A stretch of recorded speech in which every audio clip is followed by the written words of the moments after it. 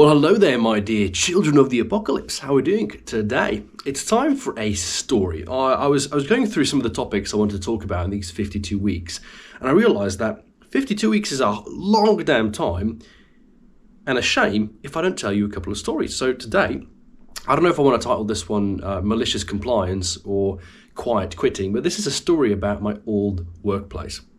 So many of you know I used to work as a cook, or a chef, whichever one you prefer. And I did so for about 2.5, 3 years. I worked for one of the largest catering companies in Slovenia, and I absolutely loved it. I moved through 3 different locations. I went through all the different positions you go through in the kitchen. You start as a dishwasher, you make your way through the prep work, cold starters, appetizers, desserts, and then finally you get to the main courses. And this is a story about how I was in the very last location I was in, which was quite a prestigious restaurant, right? So prestigious, in fact, that we had the so-called Michelin plate, I believe, or the Michelin Bibiguma. I don't actually know anymore, because Michelin stars used to be 1 star, 2 star, 3 star, and then they decided to add 2 positions before that. And I personally don't put a lot of emphasis on Michelin stars. I don't really care much for that. In the future, when I'm rich and wealthy and I can go about paying thousands of dollars for Michelin meals, I will do so, and I'll come back here and I'll tell you if my opinion has changed. But at the moment, I'm still the old-fashioned type of person who thinks, give me a big steak, potatoes, whatever. Like, give me a big meal, a sumptuous, delicious meal for what I pay for. I'm not a fan of this, 15 courses of tiny meals. But anyways, that's what we were preparing. And maybe for the cooking aspect, it's more fun to make those kind of things. The workflow is quite more interesting with this type of cooking, because you put out the starters, and then you move on to let's say soups, and then you have there's this conveyor belt sort of thing, but you're never working on the same thing for too long. You're always sort of mixing, and this dance that happens in the kitchen was quite fun. But this isn't what the story is about. This story is about quiet quitting. And you've probably heard about this expression, which quiet quitting means that you really only put in the absolute minimum amount of effort that's required of you in order to keep the job. Now, this isn't quite what I was doing, right? In the very beginning, I was really working my ass off. I was really trying to prove to these people that I could move forward in the positions, that I could be, the best chef that I could be, even though I think it was going up against that which I'm made for, right? I mean, my voice, my ability to talk to people, my sales skills, they weren't really usable in the kitchen environment. And what ended up happening is that the management of this company, the management of the restaurant, including the head chef and the head of the staff. So for those of you not familiar, you basically have front of the house and back of the house. Back of the house is the kitchen, front of the house would be your waiters and your service people. And what started happening is that the people who were in charge of ordering the ingredients, whether it was to the kitchen, whether it's for the, let's say, drinks, they kept making mistakes. So every other week we would come in and we would unpack all the delivered items into the fridge or the freezer or the cold storage. And there was just stuff missing all the time, right? And what would end up happening is I would start getting phone calls. And they'd be like, I would come in at, let's say, 4 p.m. and I would work up until 10 p.m. or 11 p.m. And they'd give me a phone call. They'd be like, hey, man, can you jump into the supermarket and grab some, I think it was coffee this one time, right? I'll never forget this. I get a phone call from the staff manager, and he's like, yo, can you grab some coffee on the way to work because we're out of coffee?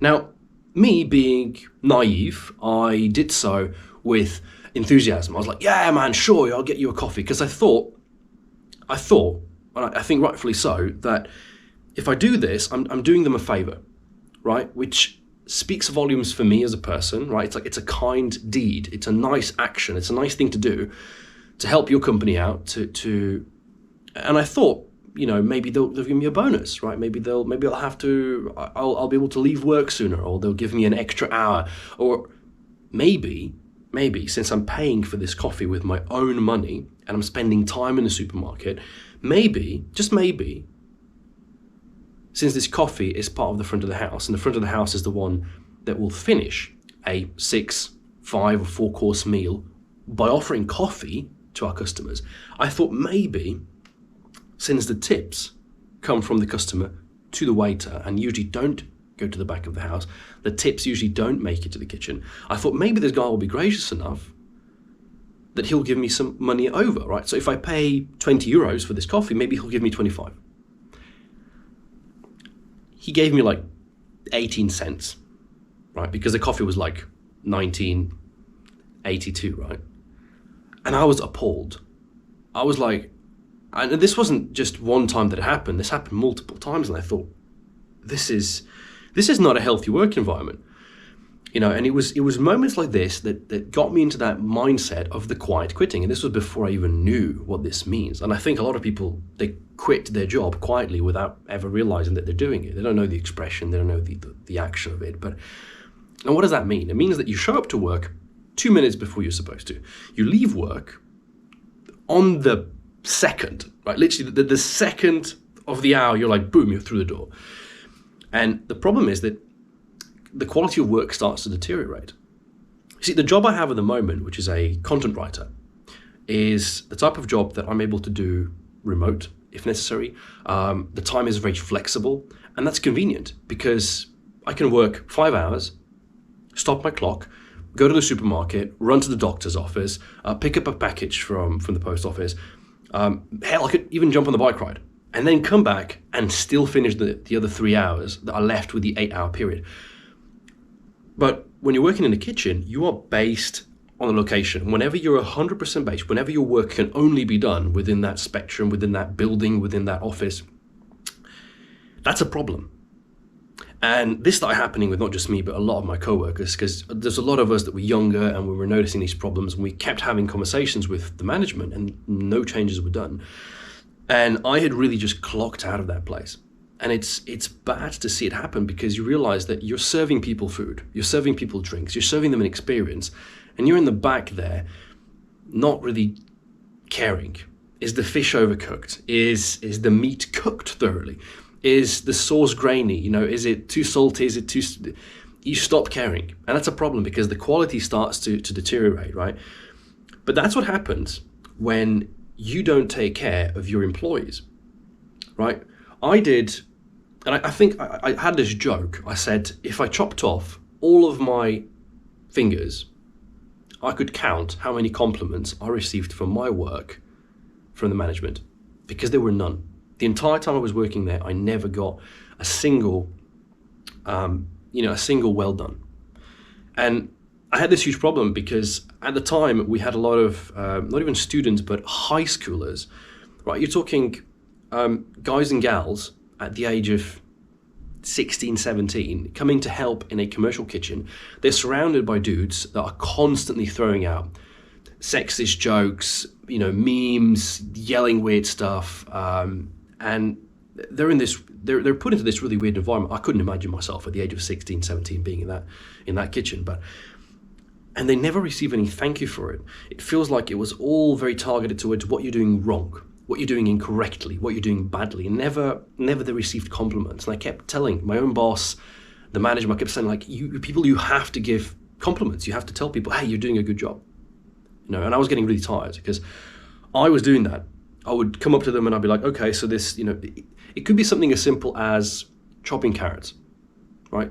Show them, teach them how it's supposed to be done. Which is it, brunoise, is it, because you have these different chopping types, right? You have, let's say, brunoise, mirepoix, you've got julienne, right? And you have to show them. You show them 2 times and they'll make a couple of mistakes, but then they'll learn. They'll start to get consistent so that every slice that they're making is going to be uniform. And when they started doing that, I would give them a compliment. I'd be like, hey, you're doing a great job with this. And you can see that the little smile happens, and they're happy to do their work. And that means they'll be happy to show to work, they'll be happy to do it, they'll be more entertained, they'll be more great to work with, but nobody was doing that. And I felt really exhausted because you can imagine I receive no compliments, but I have to give the compliments forward. It's like if you have energy in you, and I really do believe in energy. Over the past couple of months, I've become very involved with this idea that there's this energy that we have, and it shows everywhere, at work, in dating, in family, everywhere. And I was starting to get sapped, because I was receiving no energy, and I was trying to give and distribute it to my co-workers so that our workforce would be happy. and I got tired of it. It reached a boiling point where I didn't care anymore. And what I've learned from that experience, obviously, I didn't decide to stay with them. I decided to go on a hiatus, focus on my studies at the time, take a bit of a break, take a breather, realize that I didn't really want to stay in a commercial kitchen. I didn't even want to work in gastronomy.